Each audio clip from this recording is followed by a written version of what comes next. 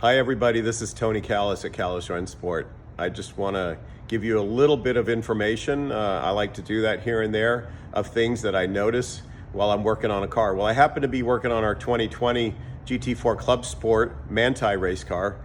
And again, I said 2020, but we ran it for 2 seasons, and every season there are certain things that I like to replace to make sure that they don't fail. So, in this time, I'm replacing the brake caliper studs. And these are the brake caliper studs. On your street car, it's something you want to keep an eye on also. These studs, you can buy them separately from Porsche Motorsport, and they are micro encapsulated with Loctite, as you can see.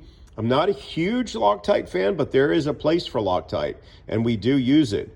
You know, every fastener needs a locking device, whether it's a split lock washer, which is not tremendously helpful, a wavy washer that works better, and then a schnorr washer. And there's many other components out there that you can buy that can lock things aside from the Loctite. But the schnorrs, the ribbed, are really good components. But in this case, you need to go into the threads.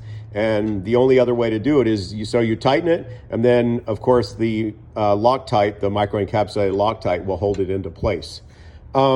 We're doing this because of age. We don't want a failure. You don't want to wait until something fails, but so we're trying to preempt that issue.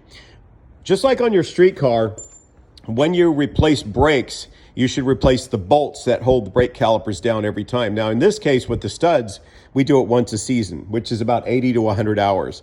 But on your street car, when you're replacing the brake rotors and the brake pads, you want to make sure that you replace the brake caliper bolts, the retaining bolts, every time. So there's 4 things you want to replace when you replace your brake rotors and brake pads and brake bolts. You want to also replace the brake clips and brake sensors. Those things should all be done at the same time. I hope that helps. There's a few other things that I can get into along with these.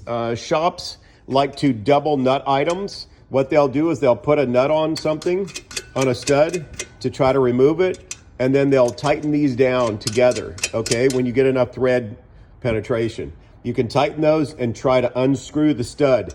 That's not a good way. That's not a great practice unless you're going to replace the stud. And in this case, the stud is so tight in there, double nutting to take it out doesn't work. So what I like to do is use a snap-on stud remover, and this will go all the way down near the end of the threads, tighten up, clamp down on the stud, and take it off.